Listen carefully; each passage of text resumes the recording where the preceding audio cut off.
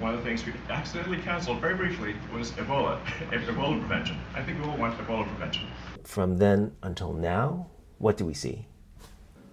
Well, this is a great chart by the New York Times of all of the Ebola outbreaks in history. And this line right here is 2014 West Africa, almost 30,000 patients, the biggest in history. This line is the second largest in history, reached 3,000 patients. This is the current outbreak for the first 25 days. And compared to the other two, this line is practically vertical. There is clearly something different about this outbreak, and it's not that the virus is more contagious. It took a long time for this outbreak to be detected. The other two outbreaks were caused by Zaire Ebola. This one is caused by a very rare type of Ebola called Bundibugyo. And the regular tests don't pick it up. So we don't know when this outbreak started, but looking at this trajectory, it clearly wasn't in May when it was declared. Maybe it was in April, maybe it was in March. Sometime in May, someone at the National Laboratory thought, we better test for some of the other species. And boom, they found Bundibugyo. So this first 25 days, that really reflects a change in the laboratory technique. And from then until now, what do we see?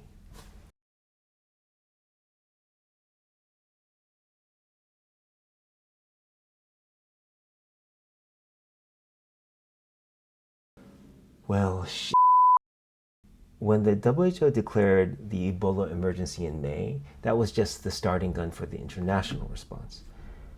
But the virus had been circulating in hospitals and communities for months. It had a huge head start. To catch up, the responders have to move faster than the virus. They have to find the patient's infected contacts before the next chain of transmission starts. In 2014, we saw how complicated this can be. You need to travel to villages, move patients, deliver PPE and supplies and blood samples. But this particular outbreak is happening in a war zone. There is an armed conflict going on in the eastern DRC between M23 AFC and the Congolese army. In addition, there are local militias too, a huge number of them. This Johnny Harris map, it gives you an idea of the huge number of these armed groups.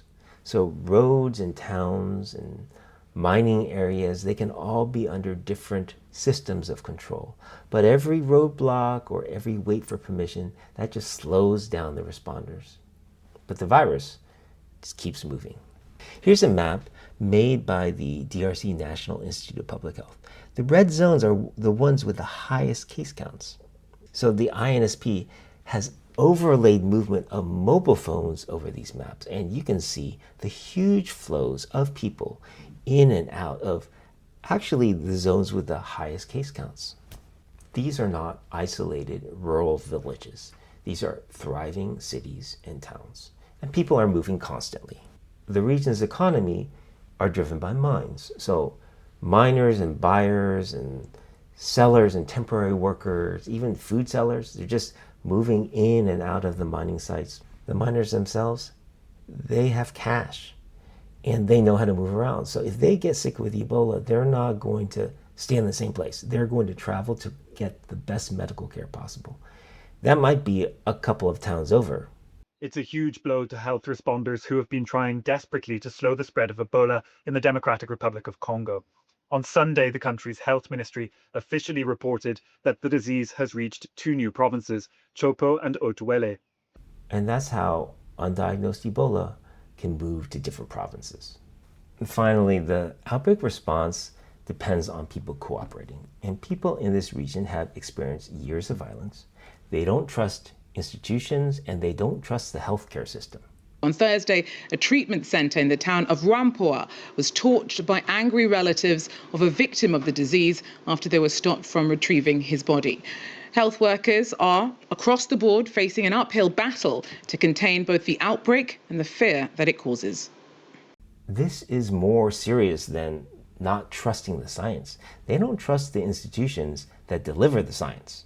If families hide a sick relative, or they don't cooperate with contact tracing, or the patient just refuses to go to the treatment center, the virus gets more time. The race is very complicated. Find the patient, trace the patient's contacts, and earn the cooperation of the family members and the community all at the same time. That enormous West African outbreak of Ebola in 2014, it stimulated advances in Ebola science. So when the 2018 Ebola outbreak happened in the DRC, responders had a few scientific tricks up their sleeve. Doctors could diagnose Ebola within hours. And if that test was positive, they could immediately start a monoclonal antibody treatment specific for Zaire Ebola. The next day, community teams could be going out to that patient's village to find contacts and vaccinating them against Zaire Ebola. Today, in 2026, we don't have any of those. That scientific toolkit was developed for Zaire and doesn't work against Bundibugyo. So we need to rebuild that toolkit. And the first tool is faster diagnostics, because 1 hour saved in the laboratory is an hour gained by the treatment and contact tracing teams. There are new diagnostics that have been developed to detect all Ebola species, including Bundibugyo. And we're just starting to see these new platforms being field tested in the affected areas. Treatment is the second tool. They are starting a clinical trial of treatments that theoretically should be effective against all Ebola species. One of them is MBP 134, which is a monoclonal antibody cocktail, and another is remdesivir, which is a repurposed drug. They're going to test those two separately and in combination against the standard of care, which is just supportive therapy. They have to enroll hundreds of patients in an armed conflict zone while the outbreak is going on. The vaccine is going to be the hardest. Oxford has a promising candidate, but it's just in phase 1 with some volunteers. It's a long way off. So the virus has the lead, but the science has started, and if everything goes well, in the middle of the race, the responders might get a big speed boost. A huge Bundibugyo outbreak was always going to be a nightmare, but letting the virus get a head start has made the situation worse. So for example, with USAID, one of the things we accidentally canceled very briefly was Ebola, Ebola prevention. I think we all want Ebola prevention. So we restored the Ebola prevention immediately, and there was no interruption. He is absolutely right about the stopping part. I mean, you can see for yourself if you go to foreignassistance.gov. In 2025, humanitarian aid to the Congo plummeted. In 2026, this has not recovered yet. It was really the wrong move at the absolutely wrong time. It cut off a network of health and community organizations that could have been the eyes and ears on the ground, on the front line, right when the Ebola outbreak was starting. People are talking about mobilizing $1.4 billion for Ebola in the DRC. You know, this money would have been a lot more useful last year before the outbreak started. The US funding cuts didn't cause the outbreak, but they reduced the margin of error at exactly the wrong time. This outbreak went vertical because the virus was spreading before the system was able to see it. If you're interested in learning more about how complex an Ebola outbreak response is, which includes treatment and community contact tracing, you should check out my latest video.